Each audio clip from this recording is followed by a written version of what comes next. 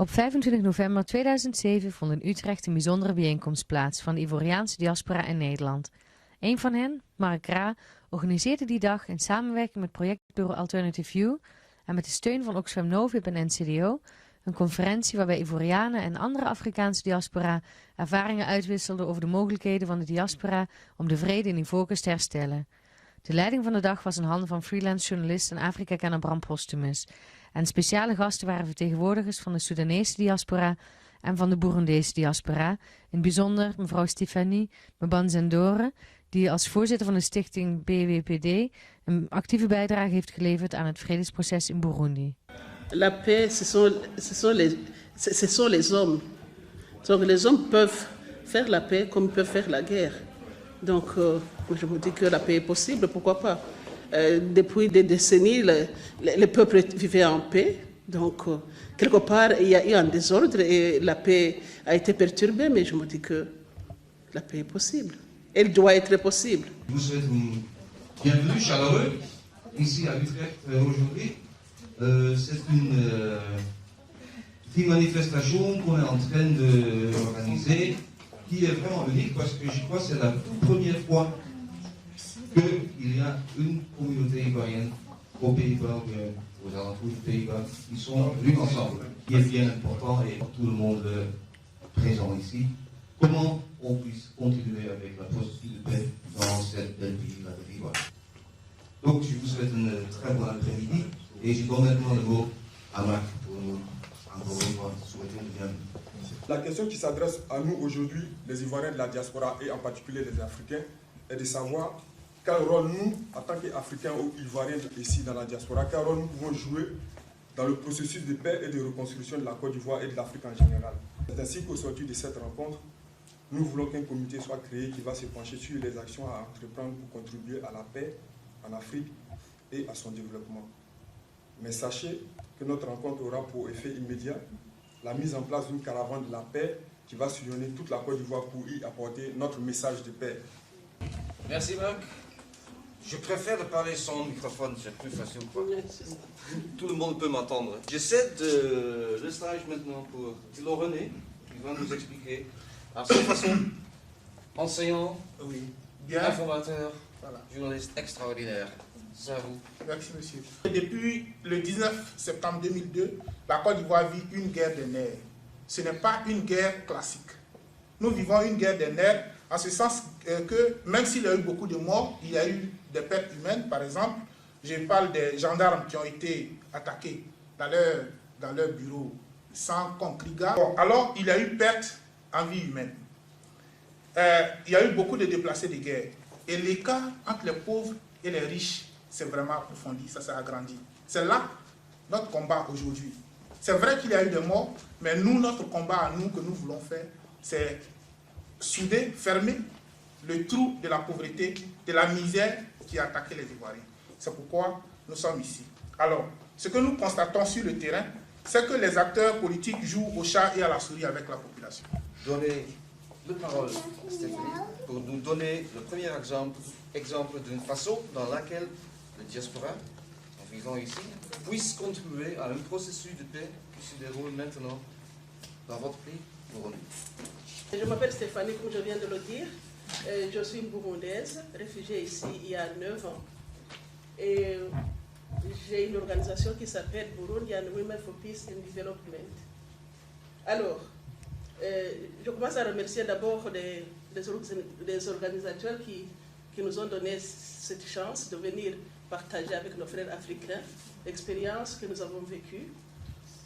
Mais vous savez, quand je viens d'entendre ce que mon frère René vient de dire, chaque pays est différent, les problèmes sont différents, mais quelque part, j'ai remarqué qu'il y a un point de rencontre pour tous les problèmes.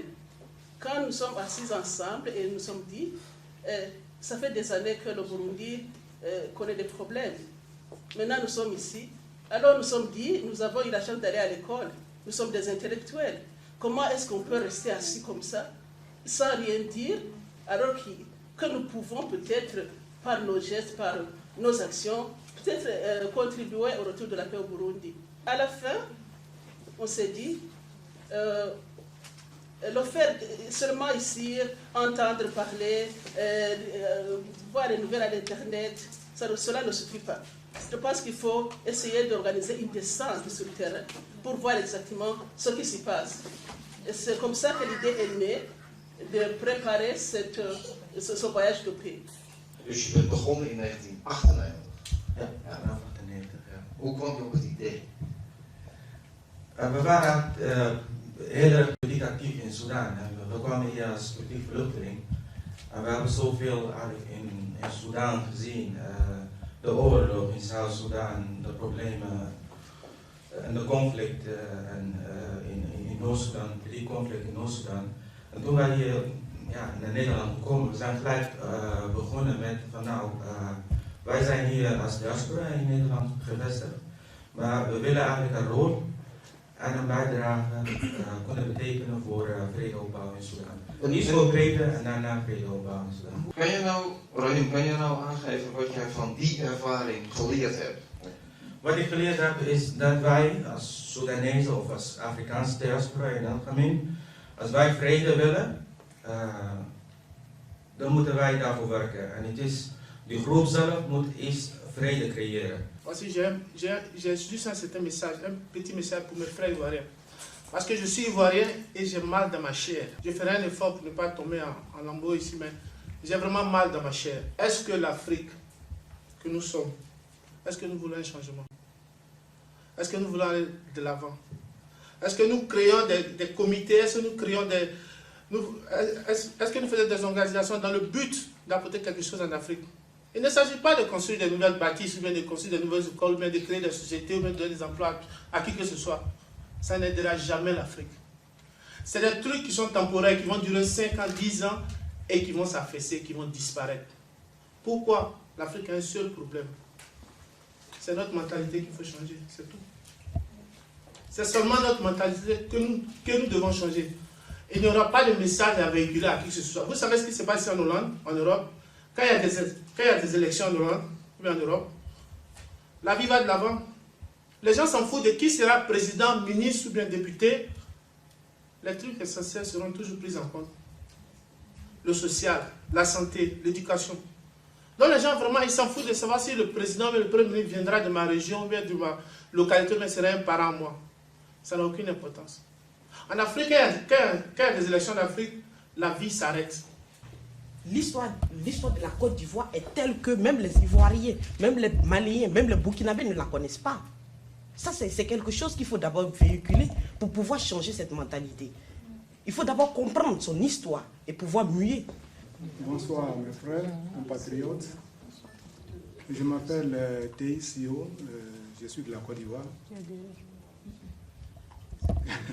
Je suis pas guéri. Bon, mais c'est pas important, je suis ivoirien. Moi, je crois que, Marc, je te remercie pour l'initiative que tu as prise, mais il ne faut pas te décourager. C'est ça le problème. On a tous fait de beaux discours, mais l'initiative, commencer quelque chose, c'est toujours difficile. Si déjà au premier pas, tu commences à dire, bon, les gens ne sont pas venus, je suis déçu. Non, il ne faut pas être déçu. Il faut continuer. Parce que réunir les gens, ce n'est pas facile.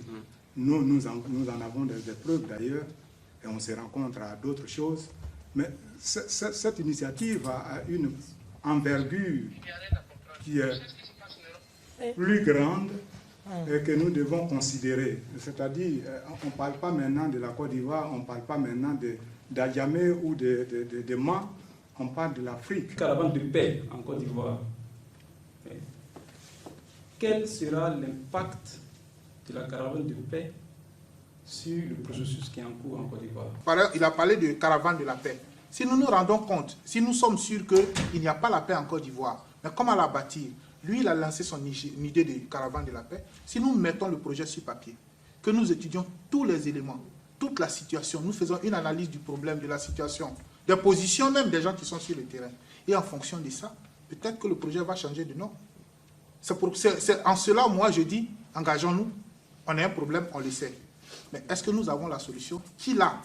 Alors c'est quand nous allons nous réunir que nous allons voir exactement où on va arriver. Je voudrais dire tout simplement que là, en ce moment, là où nous parlons, je crois qu'il n'y a pas de guerre en Côte d'Ivoire. Il n'y a pas de guerre en Côte d'Ivoire. Je pense qu'on est là juste pour trouver des projets pour la Côte d'Ivoire. Mais qu'on ne parle pas de paix, parce que la paix, il y a la paix en Côte d'Ivoire. Il n'y a pas de guerre en Côte d'Ivoire en ce moment. Il n'y a pas de guerre en Côte d'Ivoire, il ne faut pas comparer la guerre de la Côte d'Ivoire. Non, mais il y a quand même une crise. Il y a quand même une crise. Il y a une crise, mais il n'y a pas de guerre. La guerre, c'est différent qu'une crise. À tout moment, ça peut capoter. Non, la guerre, c'est différent qu'une crise. Il ne faut pas mélanger les choses. On a signé l'accord. On a seulement peut-être des idées pour approfondir. On a peut-être des projets. Recentraliser la discussion, s'il vous plaît. Je reviens à elle, comme elle vient de dire, qu'il y a la paix, oui, qu'il y a la paix en Côte d'Ivoire. C'est ce que tout le monde disait avant, qu'il y avait la paix. Mais ça a toujours été, comme notre compatriote a dit depuis le début, il n'y a jamais eu de paix en Côte d'Ivoire parce que les gens ont été divisés depuis le départ. Et comme le monsieur l'a dit, et le cas du Soudan, il faut d'abord que les Ivoiriens se disent, celui qui vient de l'Ouest, du centre, de l'Est, du Nord, du Sud, il faut se sentir d'abord Ivoirien. Pas de division. Par exemple, lorsque l'autre parlait, oh, j'entends, oui, il a l'accent guéri. Oui. D'abord ça. Non, il sait. Mais ce sont des petites choses, comme il a dit au début, ce sont des petites choses qu'il faut d'abord éliminer. C'est-à-dire... Non, mais oh, c'est ça. C'est pas une insulte. Non, c'est pas une insulte. Non, c'est pas une insulte. C'est pas une insulte. C'est comme a dit l'autre aussi, Yves Magui, il a dit c'est la mentalité. C'est la mentalité. Et non, mais quelquefois, tu dis, non, on se dit, mais il y a certains qui se sentent frustrés. Ils ne se sentent pas ivoiriens. Non, c'est une blague. Bon, mais nous, on se dit. Faisons des projets plutôt pour avancer le pays. Ben, parce que la paix dont nous parlons, le projet, c'est trop compliqué pour nous. Pour faire le projet, il faut que les gens s'unissent. Ils oublient les divisions. Si nous nous sentons ivoiriens tous, à n'importe quel niveau, oublier comment le pays a été fait avec les divisions, que nous sommes tous ivoiriens, c'est en ce moment, et je supporte Marc, pour moi c'est la base. Oublier qui est qui, d'où tu viens, comment la Côte d'Ivoire a été constituée, nous ne le savons pas.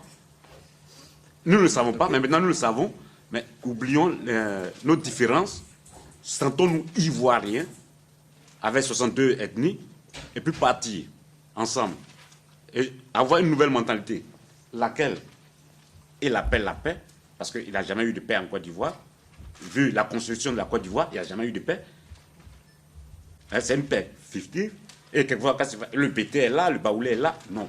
C'est ce que dit Yves Magui, une nouvelle mentalité. Le pays a déjà fait. Nous sommes en combien d'années maintenant d'indépendance? En guillemets, prenons ça et faisons un autre pays. Donc, projet, nommé paix. Parce que le mot paix, oui, le mot paix existe, mais en réalité non. Moi, je suis burkinabé, je m'appelle Paul. Le problème de la Côte d'Ivoire a gâté toute l'Afrique de l'Ouest. Il y a la paix en Côte d'Ivoire, on dit, mais il n'y a pas de paix encore. C'est positif, il faut s'en faire, mais il n'y a pas encore de paix. Donc je ne répète pas ce que les autres ont dit, mais simplement nous devons continuer à poursuivre ça. Parce que du fait que les gens en Côte d'Ivoire travaillent ensemble, ça ne veut rien dire. Il y a encore beaucoup à faire. Vous avez entendu énormément de choses. Ça donne à réfléchir et peut-être il y a des choses que vous reconnaissez du temps que vous étiez en train de mettre sur pied votre initiative. Est-ce qu'on puisse recentraliser la discussion, s'il vous plaît? Donc, j'aimerais bien, si vous voulez, de faire une petite réflexion sur ce que nous venons d'écouter. Oui. Je fais une réflexion sur ce que mademoiselle qui est déjà partie, dommage, elle dit qu'il n'y a pas de guerre en Côte d'Ivoire. Mais dire qu'il n'y a pas de guerre ne signifie pas qu'il y a la paix. Donc, peut-être être jeune pour comprendre, peut-être, mais en tant que Burundaise qui connaît de loin la situation en Côte d'Ivoire, il n'y a pas la paix. Donc, l'initiative de Marc, pour moi, c'était à encourager même, parce qu'il ose entamer une chose qui n'est pas si facile à entreprendre, parce que je sais combien c'est lourd de mener cette mission. Je reviens aussi sur l'autre frère là qui dit il y a, pour bâtir quelque chose, il faut de la discipline.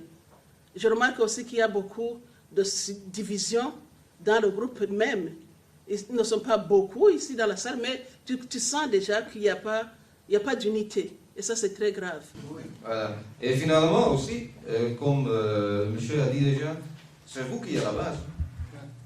C'est vous qui avez l'idée, qui ont des idées. Donc si on dit, je m'en vais à la maison, mais sans exactement savoir quoi faire, non, c'est déjà dans votre tête.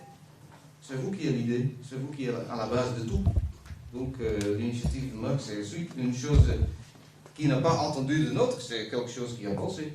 Voilà, donc dans un tout petit peu philosophique, je voudrais bien vous remercier encore une fois et vous inviter pour nos boissons dans notre salle.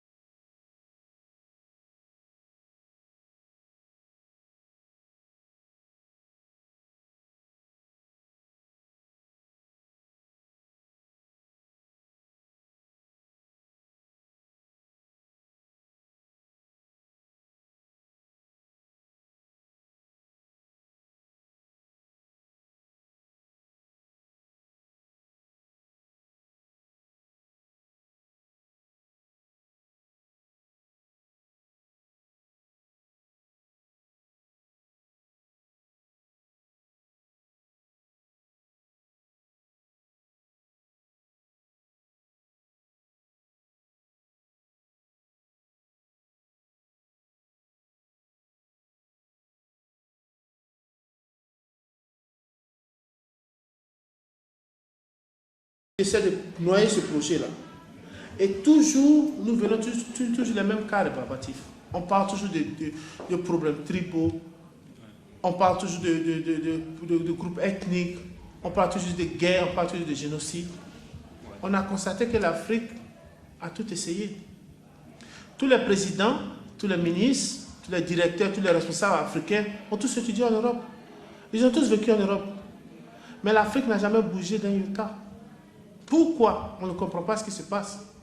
Et moi, je pense que la base de ce changement nouveau, tant espéré, tant voulu par tant de personnes, est simplement la mentalité africaine qu'il faut changer. Si on arrive à changer cette mentalité africaine-là, nous pourrons tout faire, mon ami. Et comment on peut...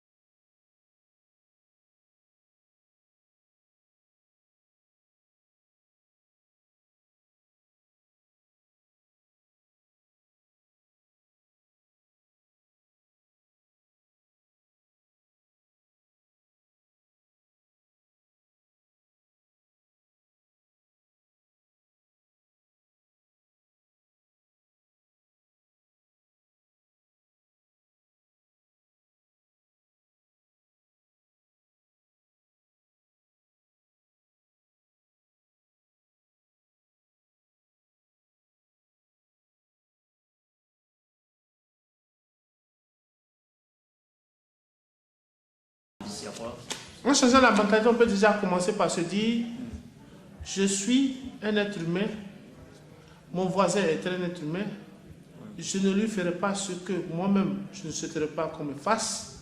Déjà, c'est déjà un début. Ne pas se dire qu'on pose un acte pour avoir des retombées financières. Ne pas se dire qu'on décide d'entreprendre quelque chose pour que demain, ma famille ou bien mes enfants puissent être couverts, ne puissent manquer de rien. Non. Tu dois faire un truc pour qu'il y ait des retombées sur des décennies à venir.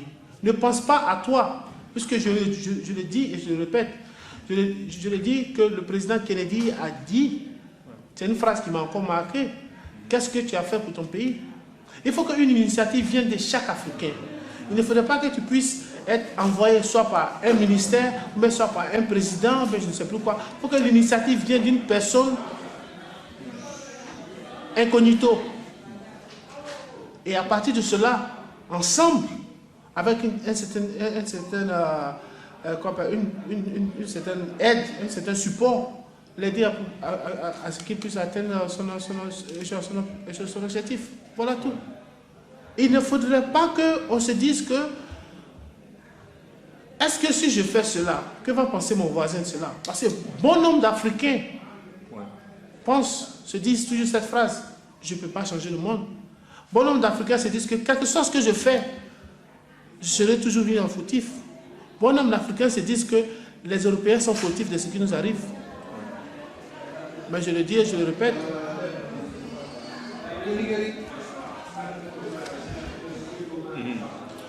Bon, en temps normal, cette petite initiative-là ne fait pas l'unanimité de tout un chacun, on a pu le constater. Il y a juste quelqu'un qui est rentré ici tout à l'heure et qui allait faire savoir qu'on gênait, parce que peut-être qu'on était contre le projet qu'ils avaient. Tu vois, ça c'est un exemple direct d'une mentalité qui doit changer. Parce que nul n'essaie de faire un profit pour son propre intérêt. On est là pour essayer de faire avancer l'Afrique de l'avant. Et j'appelle tous mes frères africains de dire non à la corruption et d'opter pour le changement vrai. Et ce changement doit commencer dans leur maison, dans leur propre maison. C'est tout ce que j'ai à dire. C'est juste la mentalité qui pourra nous sauver et rien d'autre. Merci beaucoup.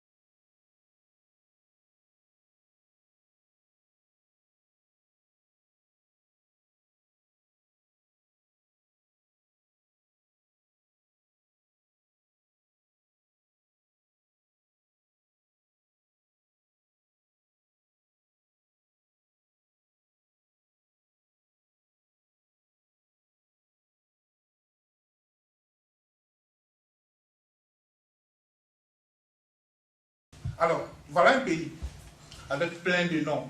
Ça fait beaucoup de noms. Ça fait 322 000 km². Ça a une population de près de 20 millions d'habitants.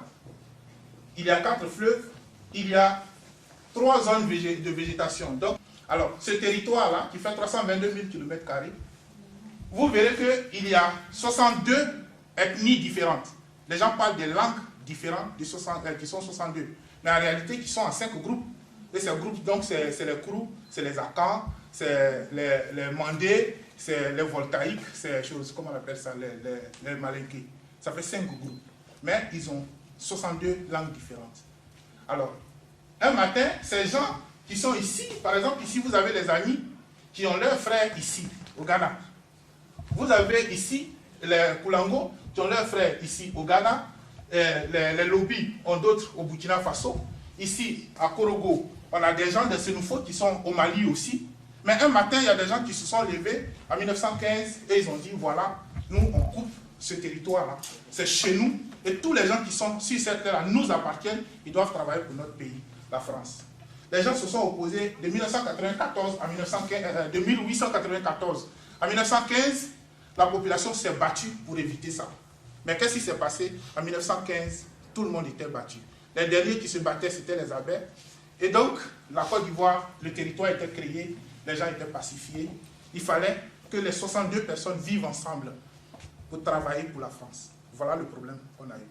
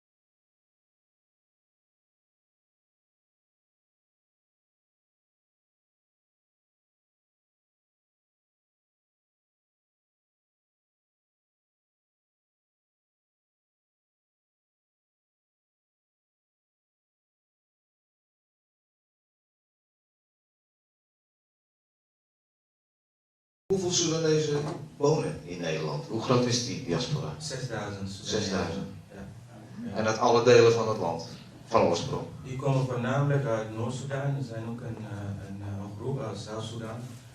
En als je gewoon praat over daarvoor, is het ook een, zoveel daarvoor is ook hier in Nederland. Nou, het is 1998.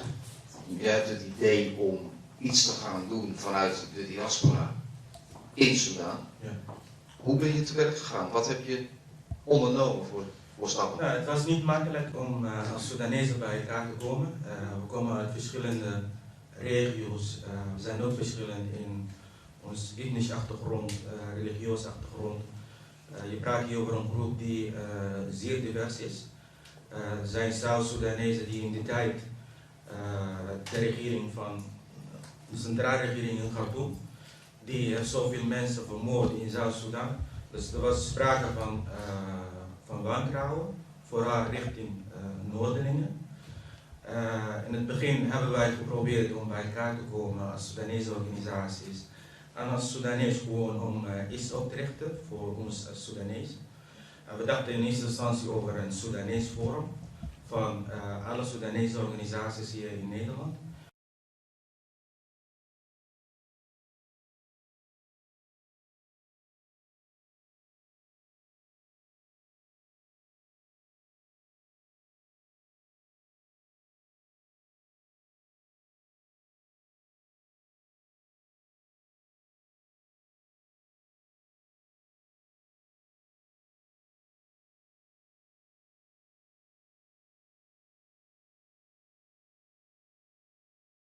En in de eerste klant was het belangrijk dat wij iets doen voor vredeopbouw in Sudan.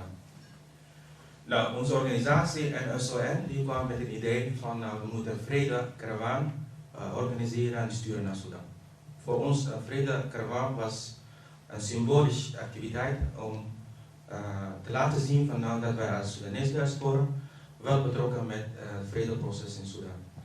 En we willen ook dat onze stem laten horen van wij als diaspora, we tellen in het vredeproces in Sudan.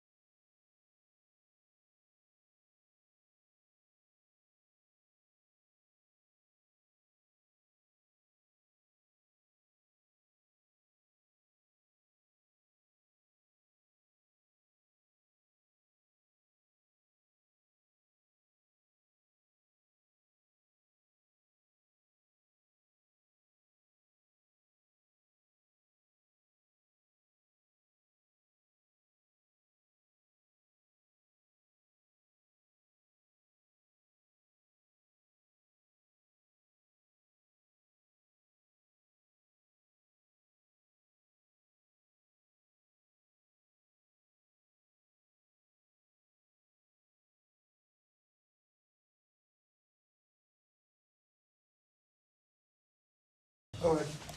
Bon, donc, nous sommes ici pour bâtir la paix en Côte d'Ivoire. En fait, c'est ce que nous avons, c'est autour de cela que nous sommes réunis ici. Alors pour moi, c'est un projet noble. Parce qu'aujourd'hui, la Côte d'Ivoire est en train de bâtir sa paix. Mais cette paix-là, elle a traversé, allez, ce processus de travail a traversé un certain nombre d'étapes. Et donc, par exemple, la caravane de la paix, il y en a eu en Côte d'Ivoire. Est-ce qu'il nous faut une autre caravane de la paix? S'il y a une autre caravane de la paix, en quoi elle est mieux que celle qui s'est déjà passée? Est-ce que les gens qui l'ont déjà fait en Côte d'Ivoire ont eu de bons résultats?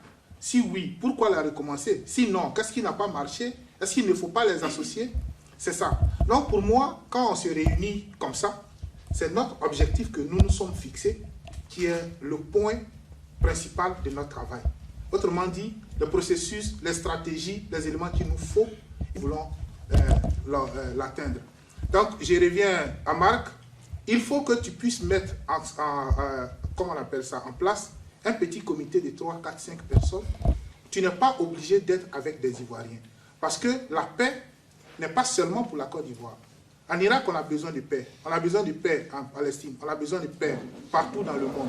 Donc, si tu es avec des gens ici, des gens qui sont de bonne volonté, de toute façon, c'est un travail vrai work.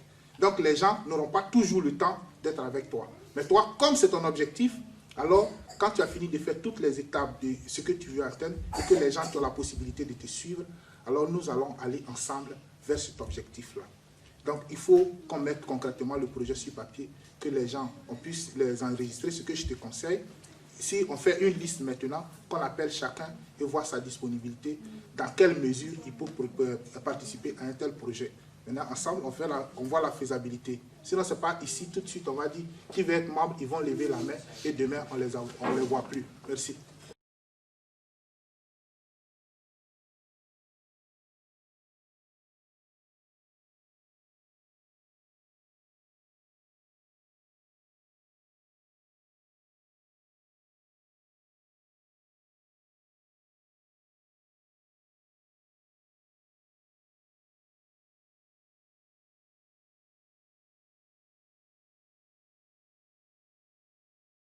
Donc l'élément, par exemple, qu'il y a déjà eu caravane de la paix, c'est un élément, c'est vrai.